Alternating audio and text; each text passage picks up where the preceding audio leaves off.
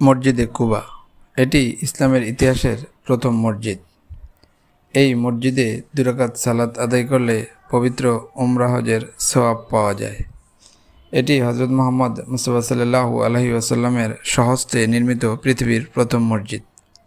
আজকের এই ভিডিওর মাধ্যমে এর ইতিহাস, ঐতিহ্য ও বর্তমান চিত্র তুলে ধরার চেষ্টা করব আপনাদের সামনে এই মসজিদ সম্পর্কে।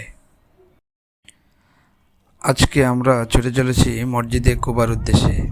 মদিনার সুন্দর রাস্তা ধরে আমরা মসজিদে কুবার উদ্দেশ্যে এগিয়ে যাচ্ছি।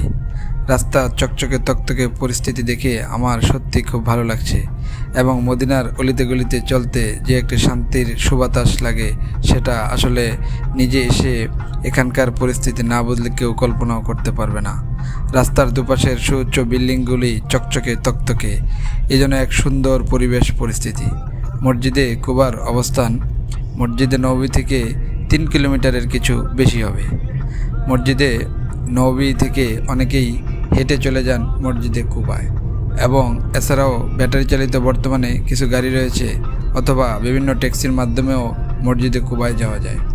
মসজিদে কুবায় যেসব হাজী সাহেবরা মক্কা থেকে মদিনায় আসেন তারা সবাই মসজিদে কুবায় যাওয়ার চেষ্টা করেন। মসজিদে কুবা ইসলামের ইতিহাসের প্রথম নির্মিত মসজিদ। এই মসজিদ হযরত মুহাম্মদ সাল্লাল্লাহু আলাইহি ওয়াসাল্লাম নিজ হাতে ভিত্তিপ্রস্তর স্থাপন করেছিলেন। এজন্যই এই মসজিদের গুরুত্ব দুনিয়ার সব মসজিদের মধ্যে চতুর্থতম। প্রথমতম স্থানে রয়েছে মসজিদ আল হারাম, দ্বিতীয়তম মসজিদে নববী, তৃতীয়ত মসজিদে আল আকসা এবং চতুর্থ অবস্থানে মসজিদে আল কুবা। এই মসজিদে 2 রাকাত সালাত আদায় করলে পবিত্র উমরা হজের সমান সওয়াব পাওয়া যায়।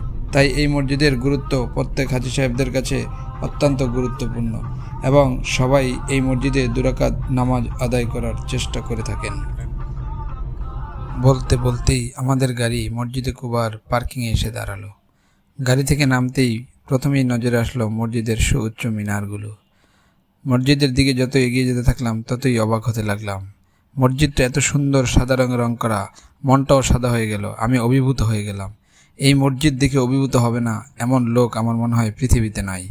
মসজিদের দুপাশে আমরা যে পথ ধরে এগিয়ে যেতে থাকলাম তার দুপাশে পার্কিংয়ে এত সুন্দর করে টাইলস লাগানো আছে যেন হাজী সাহেবগণের কোনো অসুবিধাই না হয়।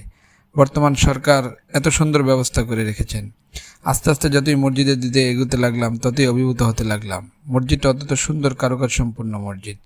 মসজিদের অজুখানায় যে আরও অবাক হয়ে গেলাম। সুন্দর ব্যবস্থা রয়েছে অজুখানার। এই মসজিদে নারী এবং পুরুষের আলাদা নামাজের ব্যবস্থা রয়েছে। মসজিদের মাঝখানে একটি সুন্দর জায়গা ওপেন রয়েছে, যেখানেও সুন্দর দামি কার্পেট বিছানো আছে, সেখানেও নামাজের ব্যবস্থা আছে। এই মসজিদের অবস্থান যেহেতু মসজিদে নববীর খুব কাছাকাছি, তাই মসজিদে নববী থেকে যদি কেউ ইচ্ছা করে তাহলে পায়ে হেঁটেও এই মসজিদে কুবায় যাওয়া যায়। মসজিদে নববী থেকে কুবায় যেতে পায়ে হেঁটে 40 থেকে 45 মিনিট সময় লাগতে পারে। অথবা বর্তমানে মসজিদে নববী থেকে সহজে যাওয়ার জন্য কুবা স্কোয়ার তৈরি করা হয়েছে। এই কুবা স্কোয়ার থেকে কুবা রোড ধরে হাঁটতে থাকলে অতি সহজেই মসজিদে কুবায় পৌঁছে যাওয়া যায়। অথবা বর্তমানে ব্যাটারি চালিত কিছু গাড়ি পাওয়া যায় যা মসজিদে নববী প্রাঙ্গণ থেকে মসজিদে কুবা পর্যন্ত যায়। মসজিদে কুবা এতই সুন্দর একটি মসজিদ যে কারো মন কেড়ে নিতে পারে। কুবা একটি বিখ্যাত কূপের নাম। সময়ের পরিক্রমায় এই কূপকে কেন্দ্র করে এখানে জনবসতি গড়ে ওঠে। ওই জনবসতিকেও কুবা বলা হতো। পরবর্তীতে এই নাম অনুসারেই মসজিদটির নাম হয়ে যায় কুবা মসজিদ। কুবা মসজিদটিতে বর্তমানে 7টি মূল প্রবেশদ্বার ও 12টি সম্পূরক প্রবেশপথ রয়েছে। প্রতিটি 10,80,000 থার্মাল ইউনিট বিশিষ্ট 3টি কেন্দ্রীয় শীততাপ নিয়ন্ত্রণ দ্বারা মসজিদটি ঠান্ডা রাখা হয়েছে। মসজিদের বাইরে এই মসজিদ সম্পর্কিত বিভিন্ন পবিত্র কোরআনের আয়াত ও হাদিসের বাণীগুলো সুন্দরভাবে লিখে রাখা হয়েছে।